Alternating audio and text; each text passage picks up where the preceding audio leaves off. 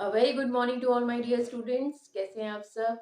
तो आज का नया टॉपिक है आपके सामने, kinetic theory of matter.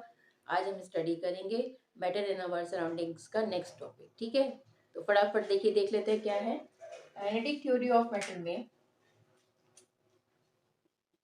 Kinetic theory of matter, next topic, class 9।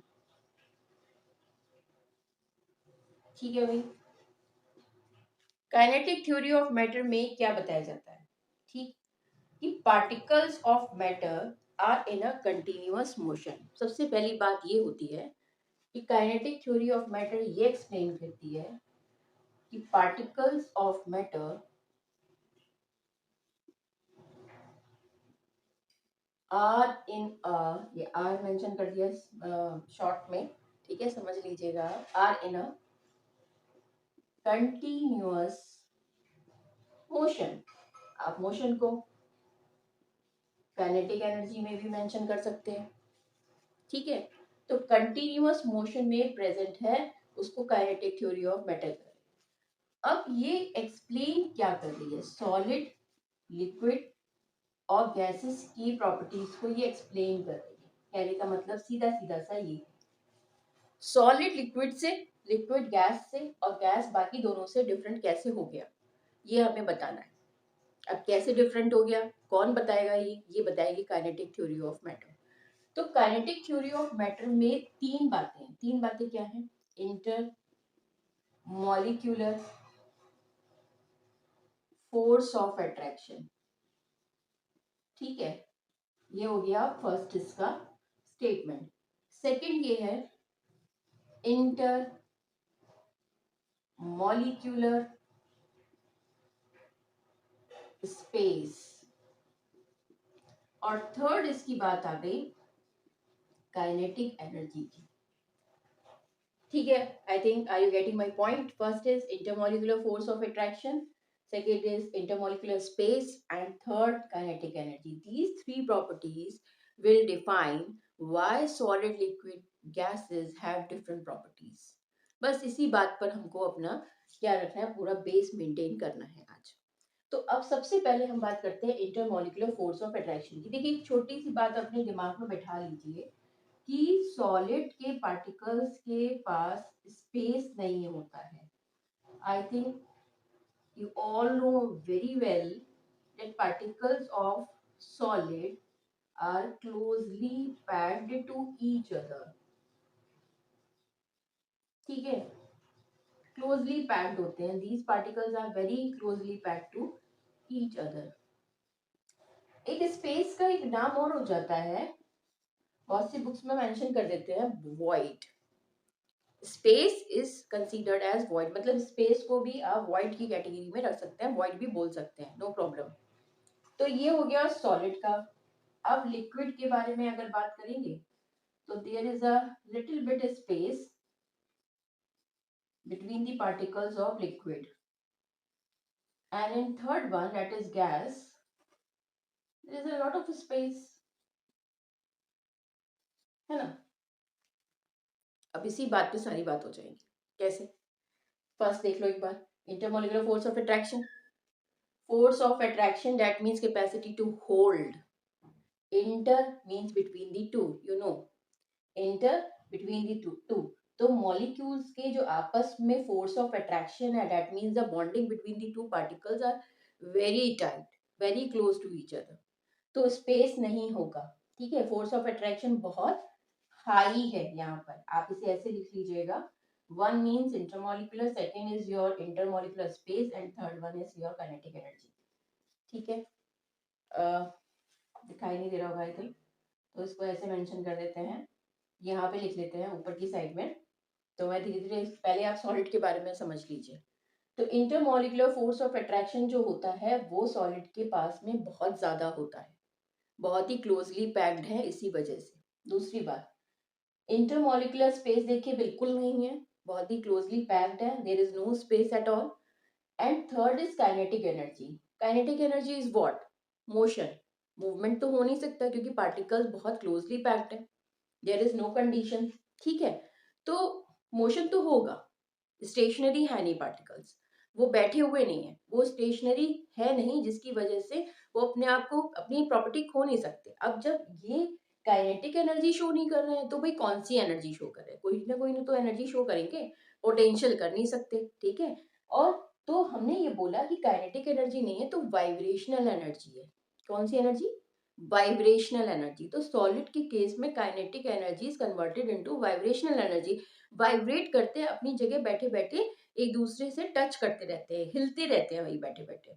तो क्या होता है, एक पार्टिकल दूसरे से टकराता है, ऐसे ये मोशन हो गया, ऐसे करके मोशन हो रहा है बार बार, ठीक है। तो इसका मतलब क्या है कि यहाँ पर काइनेटिक एनर्जी ना होकर यहाँ पे वाइब्रेशनल एनर्जी प्रेजेंट हो जाती है, जिसकी वजह से ये वाइब्रेट करते रहते हैं, क्योंकि मोशन तो कर नहीं सकते because there is no space at all. तो अब यहाँ पे बात होगी कि intermolecular force of attraction is very high. Note करते जाइएगा, ठीक है, तो इससे आसानी हो जाएगी आपको समझने में बाद में। Intermolecular space, there is no space, कोई स्पेस प्रेजेंट नहीं है, देख लीजिए सामने। और kinetic energy, yes kinetic energy है, but it is not present in the form of real form of kinetic energy, it convert into vibrational energy. तो ये वाइब्रेशनल एनर्जी में कन्वर्ट हो जाती। अगर इसमें स्पेस होता तो ये काइनेटिक एनर्जी में कन्वर्ट होती। समझ में आ रहा है सभी बच्चों को? सेकेंड टॉपिक पे आते हैं लिक्विड के केस में, ठीक है। तो लिक्विड धीरे धीरे समझिए, कोई प्रॉब्लम नहीं है इसको। जब आप समझेंगे अच्छे से, एक एक पॉइंट आप कंसीडर करके चलेंगे तो सब कुछ आराम से क्लियर होता चले जाएगा। और कोई प्रॉब्लम आती है तो आप जब मेंशन कर दीजिएगा, मैं उसको और डिटेल में समझा दूंगी। लिक्विड के केस में देखिए, intermolecular force of attraction weak हो गया कंपैरेटिवली टू सॉलिड। कंपेयर करना पड़ेगा कंपैरेटिवली टू सॉलिड। अब यहाँ पर सॉलिड से लिक्विड में वीक हो गया, इंटरमोलिकुलर स्पेस बढ़ गया, इंक्रीज हो गया सॉलिड के कंपैरेटिवली। सॉलिड में तो बिल्कुल इंटरमोलिकुलर स्पेस नहीं था, यहाँ पे सारे क्लोजली पैक्ड थे। अब लिक्विड के केस में थोड़ा सा बढ़ गया, लेकिन काइनेटिक एनर्जी भी बढ़ी थोड़ी सी, क्योंकि मोशन होना स्टार्ट हो चुका है। वो सॉरी, वाइब्रेशनल एनर्जी में नहीं है प्रेजेंट, वो काइनेटिक एनर्जी में आ रही है, क्योंकि स्पेस प्रेजेंट है, वो मूवमेंट कर पाएगा। और आपने समझा है इस बात के लिए कि काइनेटिक एनर्जी मोशन को कहा जाता है। जब वो मूवमेंट में आती है चीज तो वो क्या कहलाती है? काइनेटिक एनर्जी कहलाती है। I think you all my getting the important point from this section. यहाँ पर आपको बहुत छोटी छोटी चीजें समझनी है जो आपका बेस है। थर्ड, चलते हैं गैसेस पे। अब गैसेस में सबसे पहले बात करते हैं इंटरमॉलिक्यूलर फोर्स ऑफ अट्रैक्शन की। भाई यहाँ पर क्या फोर्स ऑफ अट्रैक्शन देख पा रहे हैं? बिल्कुल फोर्स ऑफ अट्रैक्शन नहीं है, गैसेस के पार्टिकल्स बहुत दूर दूर है, मतलब उनमें गैप बहुत ज्यादा है, ठीक है। अब थर्ड बात क्या सेकंड बात क्या होगी? इंटरमॉलिक्यूलर स्पेस बहुत अच्छा है भाई, स्पेस बहुत ज्यादा है। और तीसरी बात आप देखिए, काइनेटिक एनर्जी बहुत बढ़िया प्रेजेंट होगी। इसमें पार्टिकल्स जो है वो बहुत ही अच्छी तरीके से मूवमेंट को शो कर पाएंगे, मोशन को शो कर पाएंगे। तो हमने ये समझ लिया कि काइनेटिक एनर्जी सबसे बढ़िया गैसेस में और सबसे वीक सॉलिड में। सॉलिड में तो वाइब्रेशनल आ ही जाती। इंटरमॉलिक्यूलर फोर्स ऑफ अट्रैक्शन सबसे अच्छा सॉलिड में और सबसे वीक किसमें? गैसेस में। इंटरमॉलिक्यूलर फोर्स ऑफ अट्रैक्शन के बाद में ये बात हो गई, ठीक है। तो अब तीनों बातें हमारे माइंड में सेट है, तो हम इन तीन प्रॉपर्टीज से ये बता सकते हैं कि सॉलिड लिक्विड गैसेस की प्रॉपर्टीज अलग क्यों होती है, ठीक। तो ये बेसिक पॉइंट है, आप इसको ऐसे समझ लीजिए कि पार्टिकल्स गैसेस और सॉलिड या लिक्विड के इतना क्यों दूर होते हैं। अब बात आप ये समझिए, जैसे आपके फ्रेंड सर्किल है अभी, ठीक है। तो फ्रेंड सर्किल क्या होगा कि आपका एक क्लोज फ्रेंड है, वो आपके बहुत पास बैठ रहा है, आपके साथ उसका कांटेक्ट अच्छा है, दैट मीन्स बॉन्ड अच्छा है, ठीक है, आपकी बहुत जमती है उसके साथ में। लेकिन एक दूसरा है जो बहुत ही ज्यादा दूर बैठा है, तो उसका क्या होगा? कोऑर्डिनेशन अच्छा नहीं होगा उसके साथ आपका।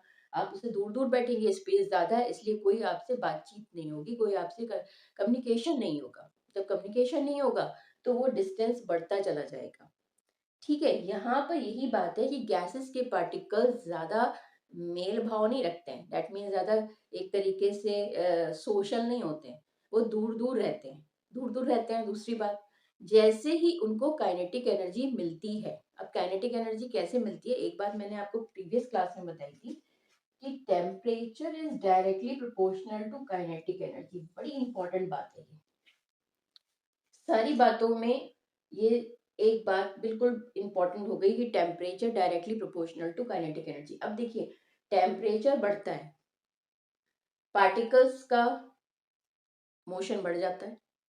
तो काइनेटिक एनर्जी जब भी बोलते हैं कि टेम्परेचर, काइनेटिक एनर्जी जब भी कही जाती है कि बढ़ रही है, तो उसका सेंस ये है कि कहीं ना कहीं टेम्परेचर बढ़ रहा है। अगर आप टेम्परेचर इंक्रीज कर देंगे तो मोशन जो है पार्टिकल्स का, मूवमेंट ऑफ पार्टिकल्स का, वो बहुत बढ़ जाएगा, इंक्रीज हो जाएगा। तो आप ये क्लियरली समझ लीजिए कि टेम्परेचर के बढ़ाने से काइनेटिक एनर्जी बढ़ जाती है। अब देखिए एक एग्जांपल, इसका बेस्ट एग्जांपल आपको बताती हूँ। आप जब भी कपड़े डालते हैं वहां पे सुखाने के लिए, तो टेम्परेचर मतलब गर्मी में, तो गर्मी में जब आप टेम्परेचर ज्यादा होता है तो काइनेटिक एनर्जी जो इनकी पार्टिकल्स की है, दैट मीन्स वाटर के पार्टिकल्स की, तो वो बढ़ जाती है, तो वो जल्दी सूख जाते हैं। वैसे उसका एक और क्राइटेरिया होता है, सरफेस एरिया।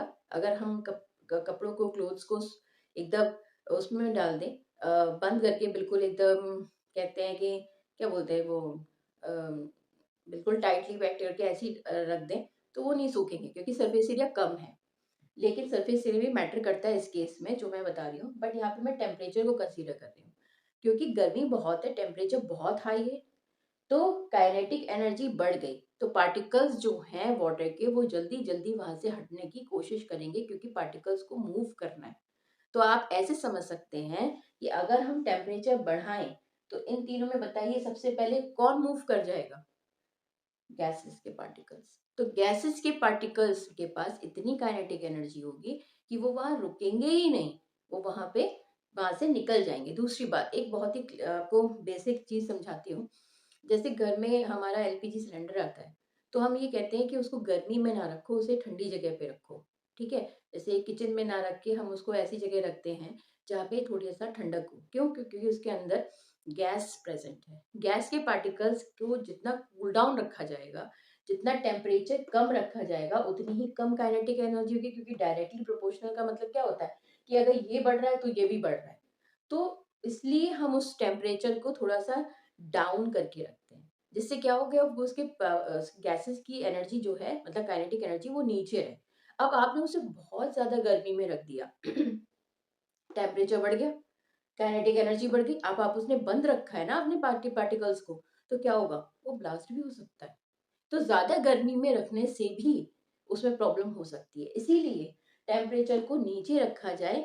जब हमें फीवर चाहिए तो काइनेटिक एनर्जी भी कम करनी हो जाएगी आराम से, और अगर हम टेम्परेचर बढ़ा देंगे तो काइनेटिक एनर्जी क्या होगी, बढ़ जाएगी। तो ये जो है काइनेटिक थ्योरी ऑफ मैटर, ये क्या एक्सप्लेन करती है? ये एक्सप्लेन करती है बच्चों कि पार्टिकल्स ऑफ मैटर के पास हमेशा एक मोशन होता है जिसे हम काइनेटिक एनर्जी कहते हैं और ये थ्योरी तीनों चीजों को, मतलब स्टेट्स को, मैटर की तीन स्टेट्स को, वैसे तो पांच स्टेट्स होती हैं बट हम तीन स्टेट्स कंसीडर करते हैं क्योंकि ये हमारे कॉमन लाइफ से जुड़ी हुई हैं। ठीक है? Solid, liquid, gas. अब ये सॉलिड, लिक्विड, गैसेस की जितनी भी प्रॉपर्टीज हैं वो इसी से एक्सप्लेन हो जाएंगी, जिसमें तीन ये बेसिक प्रॉपर्टीज मैंने आपको समझाई। Intermolecular force of attraction, intermolecular space या वॉइड्स, और third one is your kinetic energy. मैंने सॉलिड में आपको बता दिया कि सॉलिड में काइनेटिक एनर्जी ना प्रेजेंट होगी, क्या कौन सी एनर्जी प्रेजेंट होगी, वाइब्रेशनल एनर्जी। बस इस बात का ध्यान रखिएगा कि वाइब्रेशनल एनर्जी प्रेजेंट होती है because there is no space at all. अगर स्पेस प्रेजेंट होता तो मोशन यहाँ पे हो जाता। ठीक है? और एक और बात आप याद रखिएगा, temperature is directly proportional to kinetic energy. अगर आप टेम्परेचर बढ़ाते हैं तो काइनेटिक एनर्जी बढ़ जाएगी। इसका मतलब सबसे ज्यादा अगर टेम्परेचर बढ़ाया आपने, इंक्रीज करा, तो यहाँ पे काइनेटिक एनर्जी सबसे हाई किसकी होगी, गैसेस के पार्टिकल्स की होगी। ठीक? क्लियर? कोई डाउट हो तो आप मुझे मेंशन करिएगा, और लाइक और सब्सक्राइब तो आप सभी कर देंगे तो आप ही का काम है। तो have a good day, next class में मिलते हैं। Thank you.